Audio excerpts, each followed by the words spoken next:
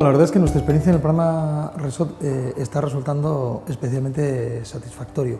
Nosotros, por nuestra localización geográfica, los municipios del entorno del río Bidasoa tenemos mucha experiencia ya en la cooperación transfronteriza, pero la verdad es que el programa RESOT, en tanto en cuanto se refiere a poner en marcha políticas socialmente responsables de integración en el territorio, de sostenibilidad en las políticas que se puedan realizar desde lo público, pues nos ha facilitado mucha metodología nueva de trabajo, para trabajar no solo entre instituciones, entre administraciones locales, sino también para trabajar con agentes sociales, con agentes económicos, con la implicación también de los centros educativos, de los centros de formación, de emprendedores.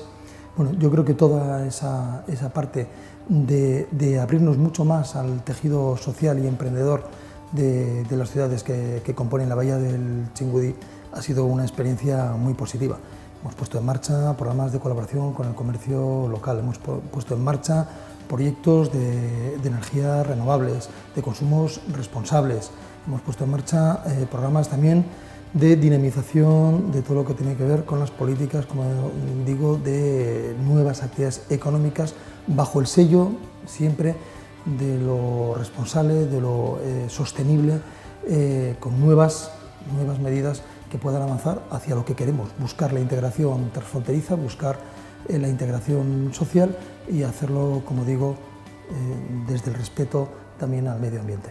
Durante el desarrollo del proyecto RESOT hemos tenido la ocasión de trabajar con distintos agentes. En torno al emprendimiento hemos desarrollado acciones con colectivos en riesgo de exclusión como serían los jóvenes y las personas con discapacidad. Asimismo, hemos desarrollado proyectos con micro y pequeñas empresas de la comarca transfronteriza. En general, podríamos decir que nuestros proyectos se han caracterizado por la generación de valor para los propios agentes y para el territorio, es decir, han puesto en valor las capacidades de estos agentes y su contribución al territorio transfronterizo. Son proyectos que hemos codiseñado con los agentes, por lo que han constituido un proceso de aprendizaje para ellos y para nosotros también. Al respecto, me gustaría destacar dos proyectos por su impacto. El proyecto Gasters y Emprendiendo desde la persona. La experiencia de aprendizaje Gasters nació en el campus de Bidasoa de la Facultad de Empresariales de Mondragón Universitatea en el curso académico 2011-2012 y encuentra su origen en la búsqueda de respuestas a una pregunta esencial.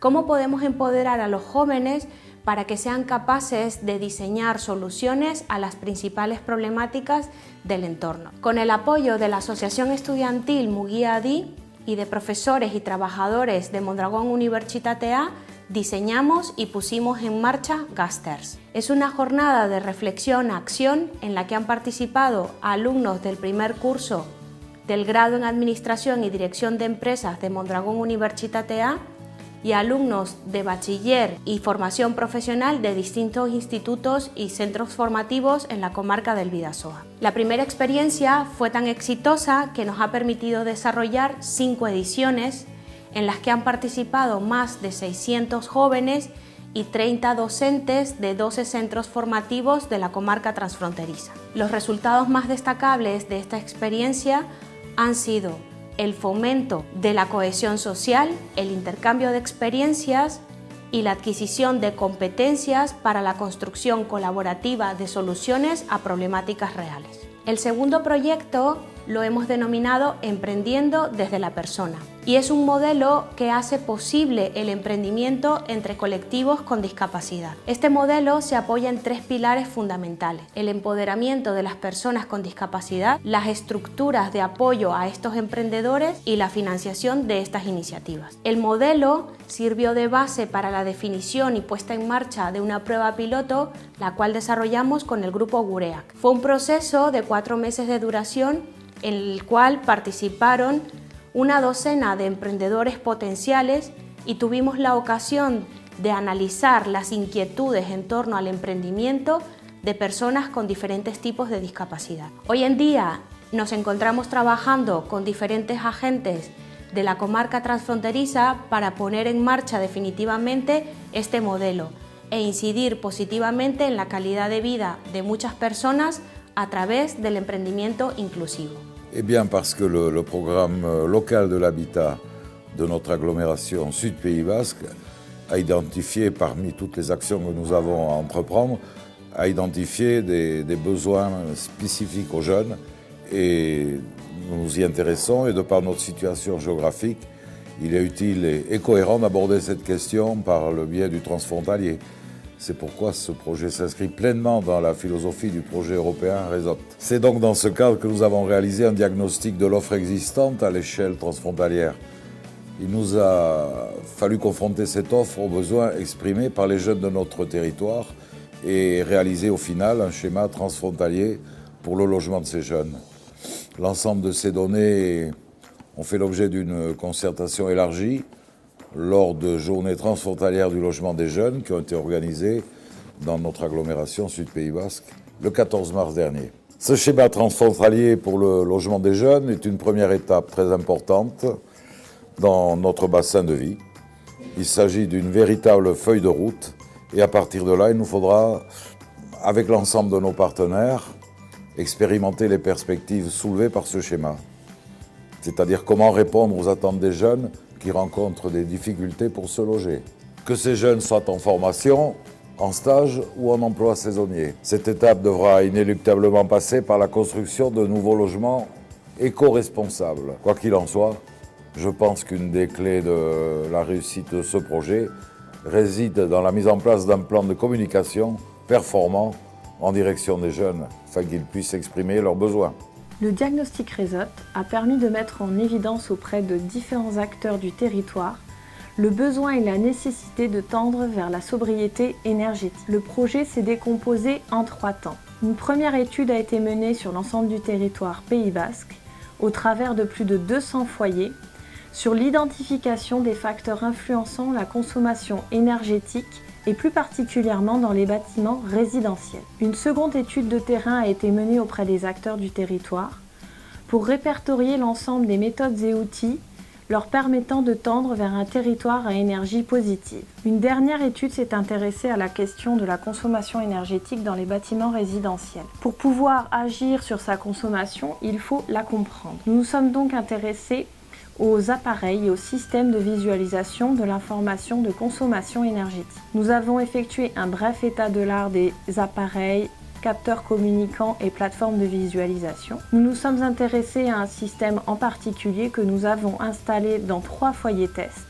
L'ensemble des informations recueillies dans plus d'une année de mesures nous a permis de nous rendre compte de la capacité d'un tel outil à induire une modification comportementale chez le consommateur. L'ensemble de ces études a permis de proposer d'autres sujets de recherche qui seront proposés dans des projets européens. Dans le cadre du projet Accompagnement de porteurs de projets socialement responsables, Estilla s'est associé à Eticop pour organiser 12 jours de formation à destination de porteurs de projets intégrant 4 mots-clés: innovation, territoire, coopération et transfrontalier.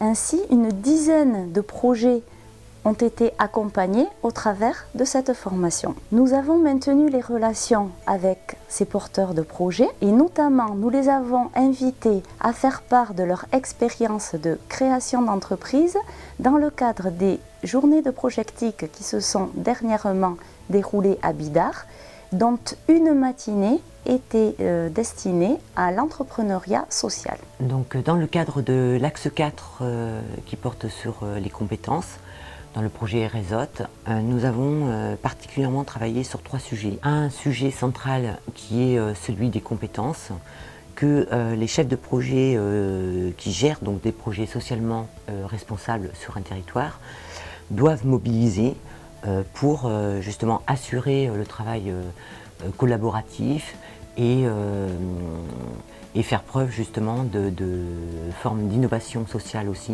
dans le cadre de ce projet. Pour cela, donc, nous avons travaillé sur, nous réalisons donc une étude avec les différents partenaires de RESOT qui travaillent sur cet axe. Ce travail s'appuie en fait sur des retours d'expérience à partir de projets qui ont été réalisés et menés pendant le projet RESOT.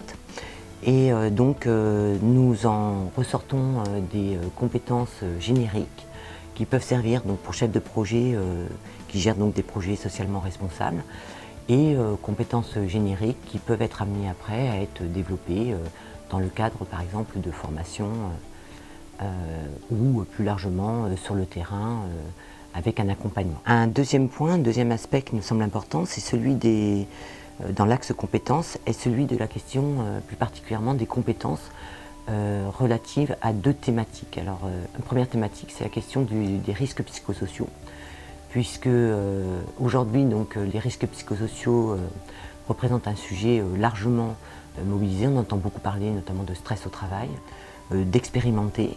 Dans le cadre, donc, nous avons monté une formation et nous avons pu l'expérimenter in situ, comme on dit.